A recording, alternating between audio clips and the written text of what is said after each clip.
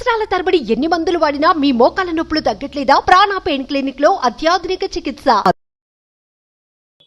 రమ్య గారు, కొంతమందిని మనం చూస్తుంటే వాళ్ళకి ఏదన్నా ఎంత దురదృష్టం ఉన్నా సరే దాన్ని అదృష్టంగా మార్చేసుకుంటారండి. వచ్చిన నష్టాన్ని కూడా లాభం కింద కన్వర్ట్ చేసేసుకుంటారు. అది ఇది రివర్స్ కూడా. కొంతమంది ఎంత అదృష్టవంతులున్నా అది దురదృష్టంగా మారిపోతూ ఉంటుంది. ఇటు తటు అటు ఇటు మారిపోతూ ఉంటాయి కదా. అదే వాళ్ళ టైంని బట్టి మనుషుల మైండ్ సెట్ కూడా అంతే. ప్రాబ్లం వచ్చింది అనుకో, కుంగి కునారిల్లిపోతారు కొంతమంది, నేలకోలకు వచ్చేస్తారు. ఒక్కడు ఉంటాడు, వాడు ప్రాబ్లంలో కూడా ఆలోచిస్తాడు, ట్రై చేస్తాడు. ఎలా అలాంటి వాడికి విధి సహాయం చేస్తుంది. వాడు తన కింద పడిపోయిన దాన్ని కూడా సరి చేసుకుని సవరించుకుని ఎట్లా కొట్లా లేచి నిలబడతాడు. ఒక్కొక్కటి తీరు మనం చెప్పలేకపోతాం. ఇది అలాంటప్పుడు మనం God made hand, man made hand అని చెప్పుకుంటామా? అరచేతుల్లో ఒకటి దేవుడు చేస్తాడు, రెండోది మనిషి చేసుకుంటాడు. వాడి తాలూకు పట్టుదల, దీక్ష, వాడి ధైర్యం కోల్పోకుండా ఉండే మనస్తత్వం, మైండ్ సెట్ వల్ల సెట్ అవుతుంది వాడికి. మనం అలా కొంతమందిని చూస్తూ ఉంటాం. అవును, చాలా బ్యాడ్ లక్ వీళ్ళకి అనుకుంటాం, కానీ వాడు లేచి నిలబడతాడు. ఆ కలిసి వచ్చేయడానికి విధే కాదు, వాడి మైండ్ సెట్ కూడా కారణం అవుతుంది.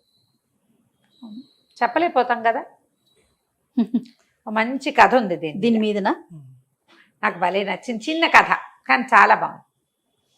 పూర్వం వామాంగుడు అని ఒక బానిస ఉండేవాడు. ఈ బానిస ఒక ఓడ వ్యాపారి దగ్గర పనిచేసేవాడు. చేయగా ఓడ వ్యాపారి చాలా మంచివాడు. ఆయన ఏం చేశాడంటే, ఒక చిన్న ఓడిచ్చి, చాలా ఏళ్ళ నుంచి నా దగ్గర పనిచేస్తున్నావు వామంగ, ఈ ఓడతోటి వ్యాపారం చేసుకో, నువ్వు పైకి రా, నేను ఇంకో కొత్త బానిసని పెట్టుకుంటానని చెప్పాడు. ఇతను ఏదో సరుకు కొని ఓడలో వేసుకుని పోయాడు అమ్మకాలకి. ఆ రోజుల్లో అలా ఉండేది. ఈ వెళ్తే ఏమైంది, వీడు దురదృష్టవంతుడు. ఆయనకు అదృష్టం వచ్చింది.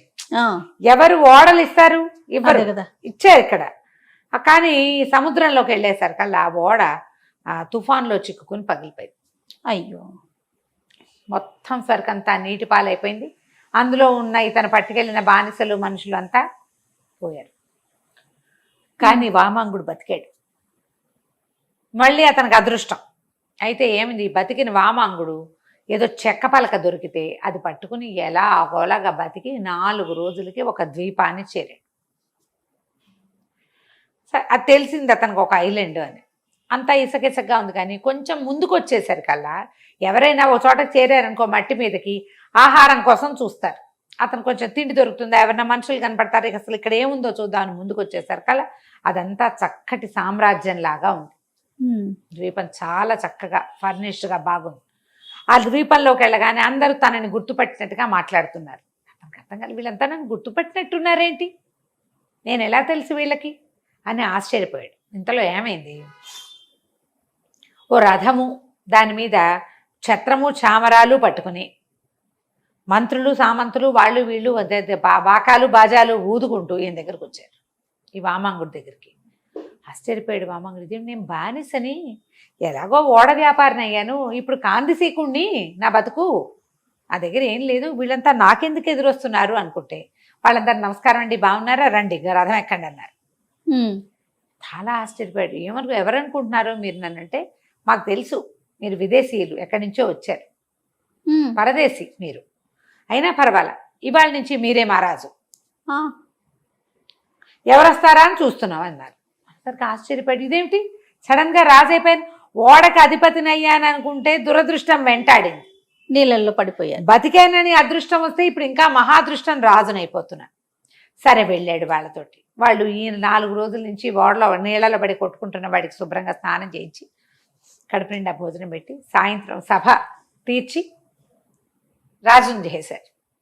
రాజు అయిపోయాడు ఆ ద్వీపానికి. రాత్రికి విందు. ఆ రాత్రి విందులో కూర్చున్నప్పుడు అడిగాడు, ఏమిటి ఈ కథ, ఇలా కొత్తగా వచ్చిన పరదేశం రాజును ఎందుకు చేస్తున్నారంటే, ఈ ద్వీపం ఎన్నేళ్ల నుంచో ఇక్కడ సంపదలు ఉన్నాయి, మాకు పనులు ఉన్నాయి, తిండి ఉంది, అన్నీ ఉన్నాయి, కానీ క్రమబద్ధమైన రాచరికం మాకు లేదు, రాజులు లేరు మాకు, లేక మేము ఏం చేయాలి ఏం చెందకూడదు మాకు తెలియదు, ఏవో రకరకాలుగా చేసుకుంటూ ఉండేవాళ్ళం. అయితే ఒక పరదేశి ఆయన ఒక మహాముని ఇక్కడికి వచ్చాడు. ఆయన చాలా జ్ఞాని. ఆయన ఇక్కడికి వచ్చి మా రాజ్యపు పగ్గాలు చేపట్టాడు. ఏం చెప్పాడంటే మీలో మీరు ఇలా గొడవలు పడుతూ ఉండకూడదు, మీకు ఒక రాజు ఉండాలి. మీలో ఒకడు రాజు అయితే మిగిలిన వాళ్ళు వాడికి సమాధానం చెప్పాలి, ఎందుకంటే అందరూ సమానమైన వాళ్ళు అక్కడ. అందుకని పరదేశిని రాజుని చేయండి. ఎవడు పరదేశి వస్తే వాడు రాజు అయిపోతాడు. సంవత్సరమే, ఏడాది తర్వాత వాడిని తీసుకెళ్ళి ఈ దేశానికి ఒక మూలగా ఉన్న ఒక అడవిలో వదిలిపెట్టేయండి. ఏడాదే వాడు రాజు. ఎక్కువ కాలం ఉంటే వాడికి మీ మీద ఆధిపత్యం వచ్చేస్తుంది. కొత్త వాడికి ఆధిపత్యం ఎందుకు ఇవ్వాలి? అంతే, ఇవ్వద్దు. ఏటా ఒక కొత్త రాజుని ఎన్నుకోండి అని మాకు బోధించాడు. మేము ఇప్పటికీ ఎంతమందో రాజులను ఎన్నుకున్నాం. ఇప్పుడు ఇవాళ మీరు వచ్చారు అనేసరికి బాగానే ఉంది. కాకపోతే ఏడాది తర్వాత నన్ను ఏం చేస్తారు అని ఈయనకి డౌట్ వచ్చింది. అడవిలో వదిలిపెడతాం అంతే, ఇక మేమేం చెయ్యం, మేము తిండి గిండి ఏమి ఇవ్వం, తీసుకెళ్ళి అడవిలో వదిలిపెట్టేయటమే, మీ చావు మీరు చావడమే, పోతే పోతారు ఉంటే ఉంటారు, అయ్యో అంతే. ఏడాది రాజభోగాలు అనుభవిస్తారు వీళ్ళు. భోగము ఉంటుంది, అడ్మినిస్ట్రేషన్ నడిపే అవకాశం కూడా ఉంటుంది. ఈ వామాంగుడు బానిసగా పనిచేస్తున్నవాడు. అతనికి ఈ రాజవైభవాలు అవన్నీ అవసరం లేదు, సింపుల్ లివింగ్ వాడు. సరే, రాజు అయిపోయాక ఇక్కడున్న అడ్మినిస్ట్రేషన్ అంతా హ్యాండిల్ చేశాడు. కొంచెం చేశాక ఒక 15-20 రోజుల్లో అతనికి ఏమనిపించింది, రేపు నన్ను ఎక్కడ వదిలిపెడతారో అదేమిటో చూసొద్దాం అనుకున్నాడు. కొంతమందిని అడిగాడు, వాళ్ళు తీసుకుపోయారు. వెళ్తే అక్కడికి చూస్తే పెద్ద అడవి, మనుష్య సంచారమే లేదు. ఆల్రెడీ వదిలిపెట్టబడిన రాజులంతా అవుటా, అంతే, ఇక తిండి లేదు, ఏం లేదు అక్కడ. వీళ్ళకి ఒక 2-3 నెలలుగా రాజు ఎవడు లేడు ఈ రాజ్యానికి. 2-3 నెలల క్రితం వదిలిపెడితే తిండి తిప్పలు ఏమీ లేకపోతే ఏం బతుకుంటారు. కానీ అతనికి ఒకటి తెలిసింది, ఇక్కడ చాలా విస్తారమైన కలప ఉంది, ఎన్ని చెట్లున్నాయో. అక్కడి నుంచి నేల మంచి సారవంతమైంది. సరే, ఇతను ఏం చేశాడు, వారం వారం అక్కడికి వెళ్ళటం మొదలుపెట్టాడు. ఇక్కడ అడ్మినిస్ట్రేషన్ చూస్తూనే ఇక్కడి నుంచి కొంతమంది సైనికుల్ని తీసుకెళ్ళి అక్కడ వ్యవసాయం మొదలుపెట్టించాడు.